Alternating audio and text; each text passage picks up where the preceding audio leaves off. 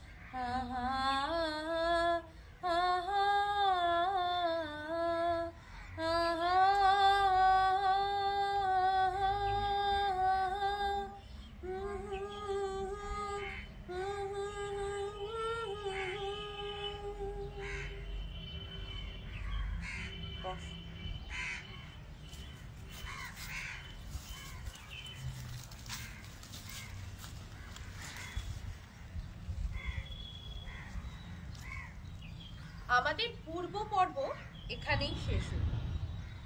এবার আমরা যা শিখেছি তা নিয়ে অনুশীলন করব। এটি একটি নতুন পরীক্ষা মাত্র, তাই এখানে কোনো ভুল করা যাবে না। কিন্তু প্রণাম মুনিবর। সর্বদা দয়ালু হও। তোমাদের আগমনের উদ্দেশ্য কি? আপনি নাট্যশাস্ত্র লেখার পর থেকে আমাদের মনে অনেক প্রশ্নের উদয় হয়েছে। সেই সব প্রশ্নের উত্তরগুলি জানতে আমরা আপনার কাছে এসেছি। বাহ, তুমি ভালো প্রশ্ন জিজ্ঞেস করেছো। এই প্রশ্নকে সেটি কিন্তু শুধু নাটকের জন্যই নয়, এটা আমাদের জীবনের সাথেও অঙ্গাঙ্গিভাবে জড়িত।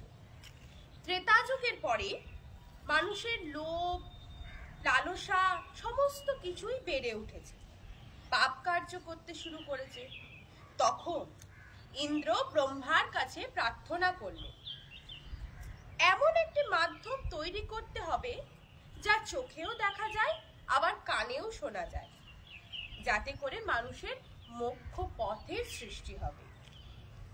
ইন্দ্রের অনুরোধেই ব্রহ্মা তৈরি করলেন তাই নাট্যবেদ।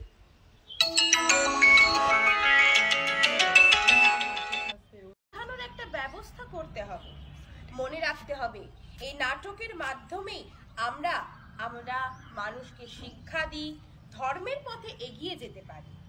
তাই এই শুভ উদ্দেশ্যই অর্জন যাতে আমরা কিভাবে করতে পারি, তাই জন্যই এই পঞ্চম বেদ অর্থাৎ নাট্যশাস্ত্র রচনা করে। মুনিবর, আমরা তো জানি বেদই আমাদের জ্ঞানের ভান্ডার। সারা জগতের রহস্যে বেদেই লুকিয়ে আছে।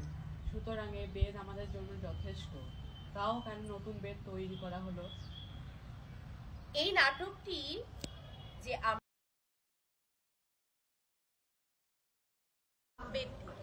অর্থাৎ সামবেদ থেকে আসে গান, যজুর্বেদ থেকে আসে অভিনয়, অথর্ববেদ থেকে আসে রস এবং ঋগ্বেদ থেকে আসে কথা। এই চারটি বেদের সংমিশ্রণে তৈরি হয় পঞ্চম বেদ নাট্যশাস্ত্র। চারটি বেদের তত্ত্ব উপাদানগুলি নিয়ে কি করে বেদ নাট্যবেদ রচিত হলো গুরুদেব? আপনি একটু বিস্তারিত বলুন। সে তো ঠিকই, সে তোমাদের বলে আমি অবশ্যই বোঝাবো। কিন্তু তোমরা বলেছিলে যে এটা কি শুধু দেবতারাই করতে পারে? তা নয়, রাক্ষসরাও এই নাটক নিবেদন করতে পারে। নাটকের মধ্যে সমস্ত আচার দেখানো হয়েছে। এই গ্রন্থটি 3টি পৃথিবীর বর্ণনা দেয়। শুধু তাই নয়, দুঃখে, ক্লান্তে এবং শোকে জর্জরিত সকলকে বিশ্রাম দিতে পারে এই নাটক। নাটকের মধ্যে সমস্ত রস, অনুভূতি, শাস্ত্র, শিল্পকর্ম সবই রয়েছে। এমন কোনো জ্ঞান নেই আর এমন কোনো ক্রিয়া নেই যা এই নাট্যশাস্ত্রে নেই। গুরুদেব, সব লৌকিক অলৌকিক শিল্পকর্ম সব এই নাট্যশাস্ত্রে আছে? হ্যাঁ, নাটককে সমস্ত কলা বা শিল্পের উৎস বলে। নাটক সমস্ত কলার সঙ্গম। তাহলে নাটক তো একটি গুরুত্বপূর্ণ সেটাকে এত অপ্রয়োজনীয় কেন মনে করে? আমরা শিল্পী, নীতি নির্ধারক নয়। শিল্পই আমাদের ধর্ম। শিল্প নিয়ে আমরা পরীক্ষা নিরীক্ষা করব, নীতি নিয়ে নয়। মনে রাখতে হবে, নাটক কেবল একটি শিল্পই নয়, এটি সমাজের আয়নাও। এটি সত্যের পথে, মানবতার পথে মানুষকে এগিয়ে নিয়ে যেতে পারে। নাটক বর্ণ, ধর্ম, ভৌগোলিক সীমানাকে অবলীলায় অতিক্রম করতে পারে, সমাজের বৈষম্যকে দূর করতে পারে। এই অনুভূতি নিঃসন্দেহে বিশ্বকে একটি আদর্শ রূপে রূপান্তরিত করতে পারে। আপনি যথার্থ বলেছেন গুরুদেব। নাটক ছাড়া একটি সমাজ তো পশুর সমাজ। এই তো, তোমরা সব বুঝতে পেরেছো।